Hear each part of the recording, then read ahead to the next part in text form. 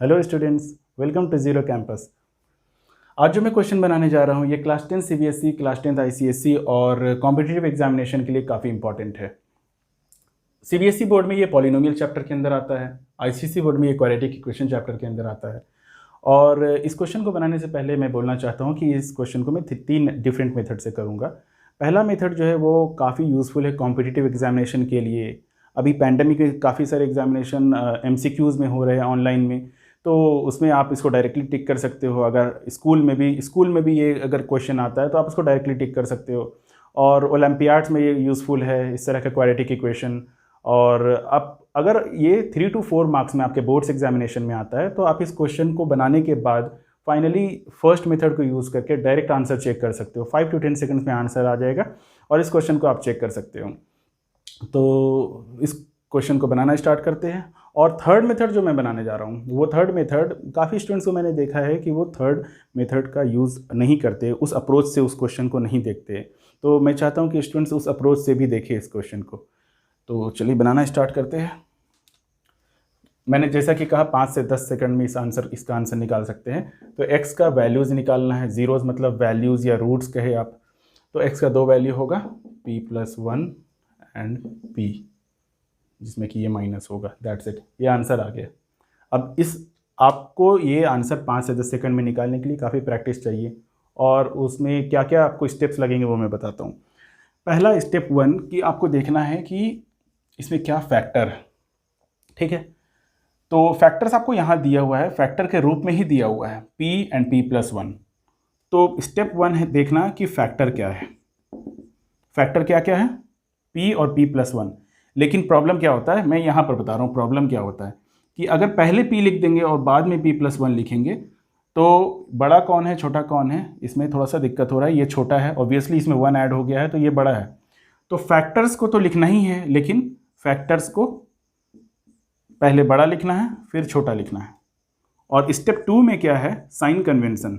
जैसा कि हम लोग एक स्टेप में ही 2 स्टेप के बारे में बात कर लिए, एक तो फैक्टर लिखना, फिर बड़ा कौन है छोटा कौन है, उस हिसाब से पहले बड़े वाले को लिखना फिर छोटे वाले को। अच्छा, अब स्टेप 2 क्या है, साइन कन्वेंशन। तो साइन कन्वेंशन क्या होता है, प्लस प्लस इस तरह से आपका क्वेश्चन आ सकता है, क्वेश्चन आपका इस तरह से आ सकता है। और रूट जो होगा मतलब कि आंसर होगा, जो x का रूट्स निकालना है वो इस फॉर्म में आप लिखेंगे साइन को। तो plus plus minus plus minus minus plus minus, और रूट्स होगा प्लस प्लस का होगा minus minus plus plus plus minus minus plus. That's it. तो अब जैसा कि हम लोग बात किए कि क्वेश्चन किस फॉर्म में है, प्लस माइनस, इसमें से कौन सा वाला है, प्लस माइनस, आंसर क्या होगा माइनस प्लस। तो आंसर होगा -p+1 and p। That's it. तो फर्स्ट मेथड हमने सीख लिया इस तरीके से। अब सेकंड मेथड करते हैं जो कि काफ़ी कॉमन है, मैक्सिमम स्टूडेंट्स उसी तरीके से बनाते हैं। आप इसे पॉज करके नोट कर लेना। और एक और इम्पॉर्टेंट नोट बताना चाहता हूँ कि मैंने अपने एक शॉर्ट्स वीडियो में ये बताया था और उसमें साइन थोड़ा डिफरेंट था, यहाँ मैंने डिफरेंट लिखा है। रीज़न ये है कि वो फैक्टर्स के लिए था और ये रूट्स के लिए। रूट्स और फैक्टर्स में साइन डिफरेंट होता है, तो आप कंफ्यूज ना हो कि साइन मैंने अलग क्यों लिखा है। अभी जो मैंने आपको मेथड बताया मेथड वन से मैं एक क्वेश्चन दे रहा हूं और उस क्वेश्चन को आपको 5 से 10 सेकंड में सॉल्व करके देखना है कि आपको ये मेथड समझ में आया कि नहीं। क्वेश्चन है x² - 3x - m+3। ठीक है, ये क्वेश्चन है सिमिलर, एकदम एग्जैक्टली सिमिलर क्वेश्चन है। और इसका आंसर होगा x = m+3 एंड m+-। ठीक है, दैट्स इट। तो अब आपको ये समझना है, साइन कन्वेंशन पहले देखना है कि क्या मैंने बताया था कि स्टेप में पहले बड़ा ये होगा, ये प्लस m+3 वाला, m+3 पहले बड़ा हो गया, m इस तरफ आ गया। और माइनस माइनस का क्या था साइन कन्वेंशन, जो मैंने लिखा था यहाँ भी माइनस माइनस का था प्लस माइनस, हो गया। मतलब सीख गए आप ये मेथड।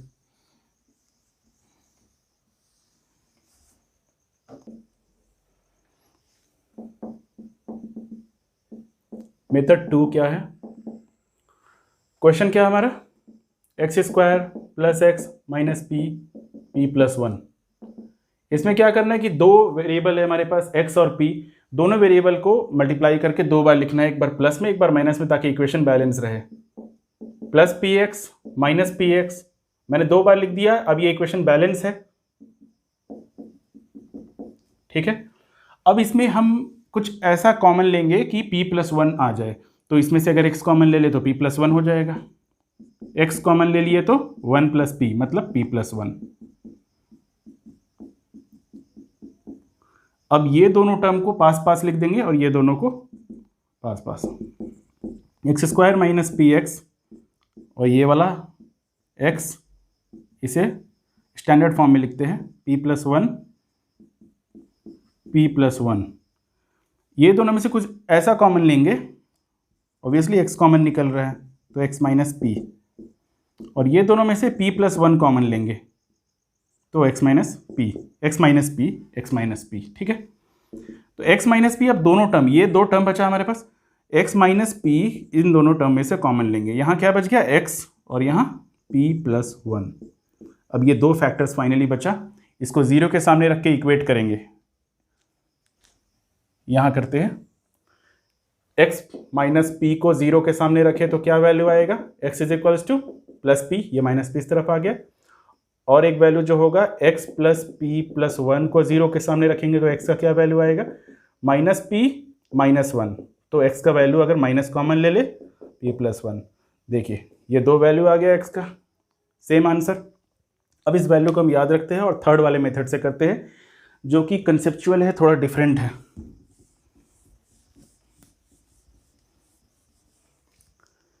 थर्ड मेथड को करने से पहले मैं बोलूँगा कि इसको रूट्स मान लेते हैं, let the two roots be, roots या जीरोज एक ही बात है, तो let the two zeros be, जो हमें निकालने बोला गया है उसको मान लेते हैं, let the two zeros be alpha and beta. और on comparing this equation, on comparing इस equation given, on comparing given equation with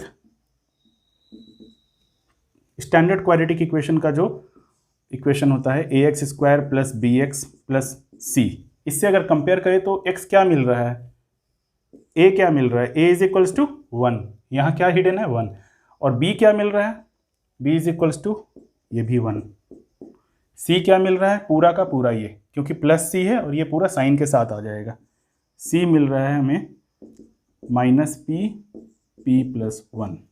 ठीक है, a b c मिल गया। अब अकॉर्डिंग टू क्वाड्रेटिक इक्वेशन हम जानते हैं कि sum of the zeros and product of the zeros क्या होता है, तो सम ऑफ द जीरोज यहाँ हिडन होता है, sum of the zeros and product of the zeros यहाँ हिडन होता है। तो ये कॉलम में इरेज कर दे रहा हूँ, ठीक है, इसका काम हो गया।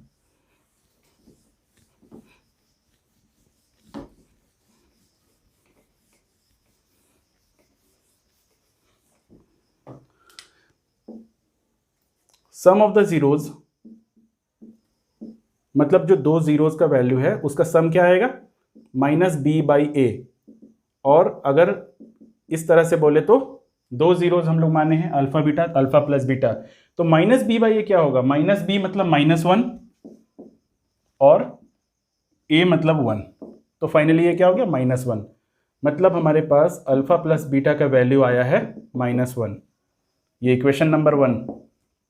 Product of the zeros, product of the zeros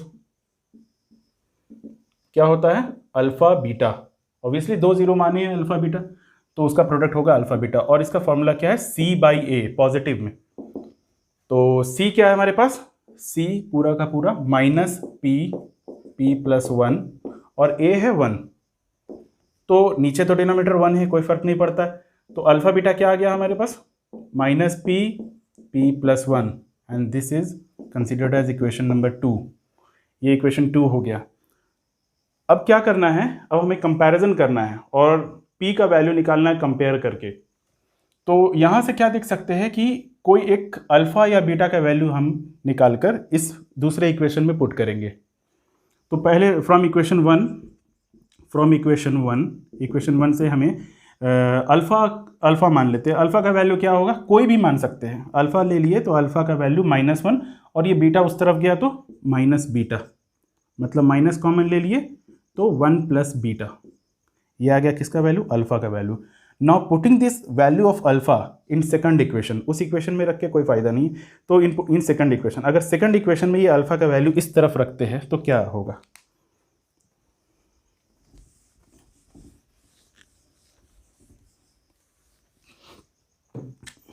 तो putting the value of alpha, putting the value of alpha in second equation, in equation 2, ठीक है।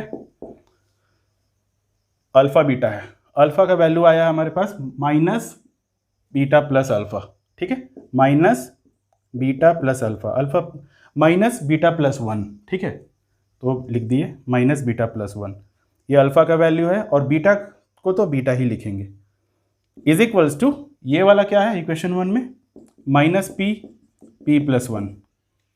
So on comparing LHS and RHS, LHS और RHS को compare करने से ये negative sign के साथ कट गया, ये बीटा और बीटा पी के साथ कंपेयर होकर आ रहा है, और यहाँ मतलब दोनों इक्वेशन हम देख पा रहे हैं कि beta is equals to P, ये कटेगा नहीं, ये दोनों इक्वेशन हम देख पा रहे हैं कि बीटा पी के इक्वल है, बीटा पी के इक्वल है। सो देयरफॉर पता चल गया कि beta is equals to P, ठीक है। ये इक्वेशन 3 मान लेते हैं।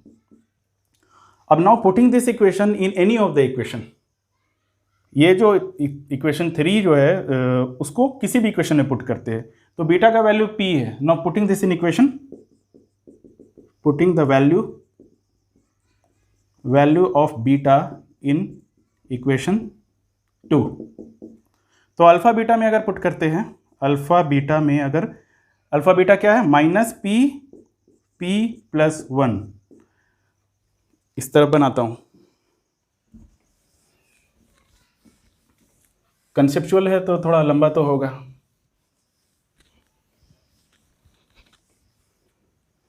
माइनस बी, ये माइनस पी प्लस 1, और अल्फा का बीटा का वैल्यू क्या आया है, पी, बीटा का वैल्यू यहां पुट कर देंगे, तो अल्फा और बीटा का वैल्यू है ये p is equals to minus P plus 1, ये आ